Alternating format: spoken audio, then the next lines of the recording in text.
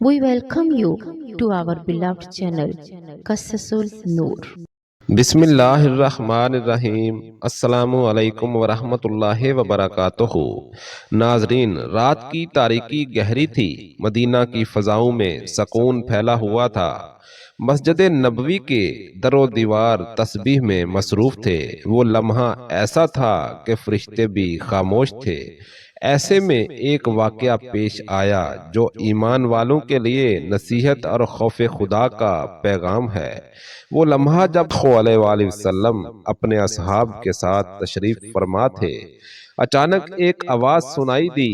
ہوا میں ایک عجیب سا لرزہ محسوس ہوا۔ صحابہ اکرام نے دیکھا سایہ قریب آ رہا ہے، جیسے آگ کے شعلے لپک رہے ہوں۔ چہرہ خوفناک، آنکھوں میں چمک اور جسم سے دھواں سا اٹھ رہا تھا۔ صحابہ گھبرا گئے، مگر حضور اکرم صلی اللہ علیہ وآلہ وسلم کا چہرہ نور سے معمور، اطمینان اور سکون کا پیکر تھا۔ وہ مخلوق قریب آئی اور عرض کیا، السلام علیکہ یا محمد صلی اللہ علیہ وآلہ وسلم۔ حضور اکرم صلی اللہ علیہ وآلہ وسلم نے فرمایا، وعلیکہ، بتا تو کون ہے؟ اس نے کہا، میں ابلیس ہوں، شیطان۔ یہ سن کر سب کے چہرے زرد پڑ گئے، مگر رحمت عالم صلی اللہ علیہ وآلہ وسلم نے فرمایا، کیا تو اپنے رب کے حکم سے آیا ہے؟ شیطان نے کہا، ہاں یا رسول اللہ صلی اللہ علیہ وآلہ وسلم، میں بغیر اجازت کے نہ آ سکتا۔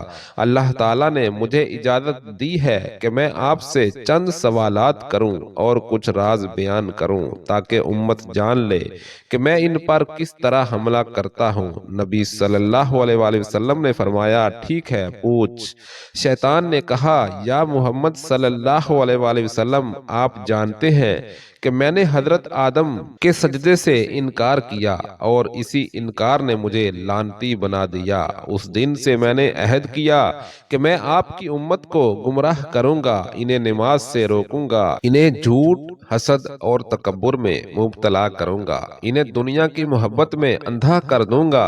مگر میں یہ بھی جانتا ہوں کہ آپ صلی اللہ علیہ وآلہ وسلم کے نام سے میری آگ بجھ جاتی ہے اور آپ پر درود پڑھنے سے میرا وجود لرزنے لگتا ہے۔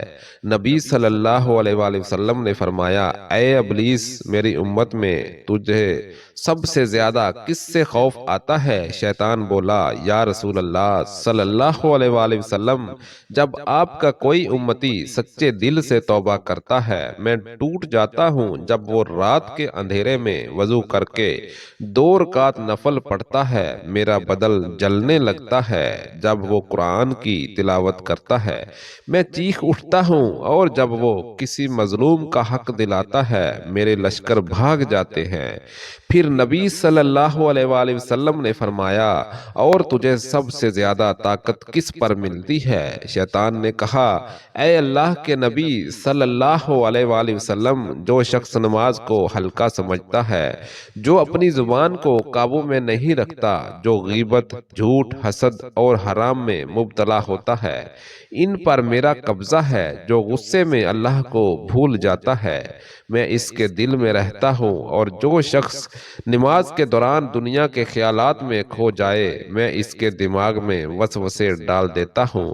حضور صلی اللہ علیہ وآلہ وسلم نے فرمایا، جب میرا امتی درود پاک پڑھتا ہے تو کیا کرتا ہے؟ شیطان چیخ کر بولا، یا محمد صلی اللہ علیہ وآلہ وسلم، جب آپ پر درود پڑھا جاتا ہے، میری ہڈیاں پگھل جاتی ہیں، میرا وجود جلنے لگتا ہے، میرے ساتھی چیخنے لگتے ہیں، کیونکہ درود ایسا نور ہے جو میرے جہنم کی آگ کو بجھا دیتا ہے۔ پھر حضور اکرم صلی اللہ علیہ وآلہ وسلم نے فرمایا، جب بندہ سجدے میں رو کر اپنے رب سے توبہ کرتا ہے تو شیطان نے کہا، یا رسول اللہ صلی اللہ علیہ وآلہ وسلم، جب بندہ آنسو بہاتا ہے، فرشتے اس کے گرد آ جاتے ہیں، رحمت الہی نازل ہوتی ہے اور میں بے بس ہو جاتا ہوں۔ سجدہ میرے لیے آگ سے زیادہ دردناک ہے۔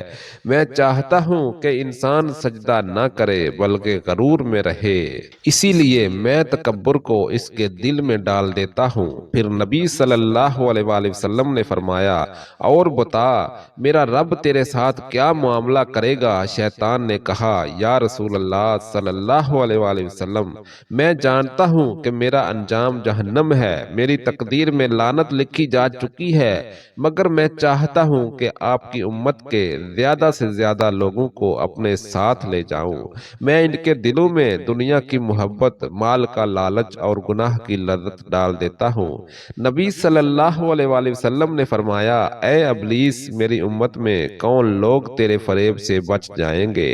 شیطان نے جواب دیا یا محمد صلی اللہ علیہ وآلہ وسلم جو دل سے اللہ پر توکل رکھتا ہے، جو قرآن سے محبت کرتا ہے، جو نماز میں خشوع رکھتا ہے، جو درود پاک کو اپنا معمول بنا لیتا ہے، میں ان کے قریب بھی نہیں جا سکتا۔ جو بندہ اعوذ باللہ من الشیطان الرجیم کہتا ہے میری رسی ٹوٹ جاتی ہے، یہ سن کر نبی صلی اللہ علیہ وآلہ وسلم کے لبوں پر تبسم آیا اور آپ صلی اللہ علیہ وآلہ وسلم نے فرمایا الحمدللہ میرا رب بہت رحیم ہے، وہ اپنے بندوں کو کبھی بے سہارا نہیں چھوڑتا۔ شیطان نے کہا یا رسول اللہ صلی اللہ علیہ وآلہ وسلم اگر آپ اجازت دیں تو میں آپ کی امت کے بارے میں ایک راز بتاؤں؟ نبی صلی اللہ علیہ وآلہ وسلم نے فرمایا کہہ دے۔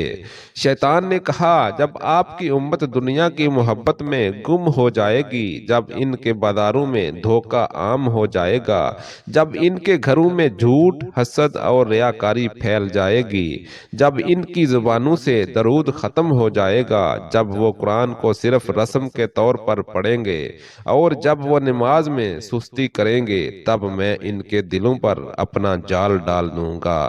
نبی صلی اللہ علیہ وآلہ وسلم کی آنکھوں سے آنسو بہہ نکلے۔ آپ صلی اللہ علیہ وآلہ وسلم نے فرمایا میرے رب کی قسم میں اپنی امت سے محبت کرتا ہوں، میں ان کے لیے وہی دعا کرتا ہوں جو موسیٰ نے اپنی امت کے لیے کی تھی کہ یا اللہ میری امت کو بخش دے، ان پر رحم فرما، انہیں ہدایت دے، ان کے گناہوں کو معاف فرما اور انہیں اپنے نور سے منور فرما۔ پھر حضور اکرم صلی اللہ علیہ وآلہ وسلم نے فرمایا جا اے ابلیس تو چاہے جتنی کوشش کر لے، جو بندہ لا الہ الا اللہ محمد الرسول اللہ کہہ دے اور سچے دل سے ایمان لائے تو اس پر کبھی قابو نہیں پا سکتا۔ میرا رب وعدہ کر چکا ہے کہ ایمان والا کامیاب ہوگا۔ شیطان یہ سن کر لرز گیا، اس نے کہا یا رسول اللہ صلی اللہ علیہ وآلہ وسلم یہی تو وہ بات ہے جو مجھے جلا دیتی ہے۔ آپ کی امت کو توبہ آسان، درود آسان، مغفرت آسان ملی ہے اور میں لعنت کا وارث بنا، یہ کہہ کر وہ چیختا ہوا وہاں سے بھاگ گیا۔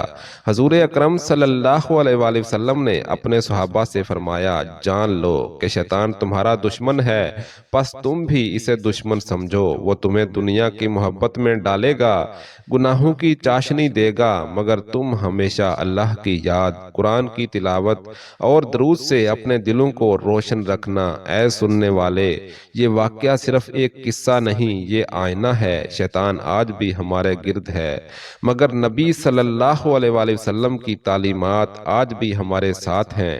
جب تم درود پڑھتے ہو تو رحمت تم پر برستی ہے اور شیطان بھاگ جاتا ہے، جب تم سجدہ کرتے ہو تو تم جنت کی راہ پر چل پڑتے ہو، جب تم قرآن کھولتے ہو تو فرشتے تمہارے گرد آ جاتے ہیں۔ لہٰذا اپنے دل میں ایمان کو زندہ رکھو، دن میں کم از کم 100 بار درود پڑھو، ہر نماز کے بعد اعوذ باللہ من الشیطان الرجیم کہو، قرآن سے رشتہ جوڑو اور کسی کے ساتھ ظلم یا نفرت نہ رکھو۔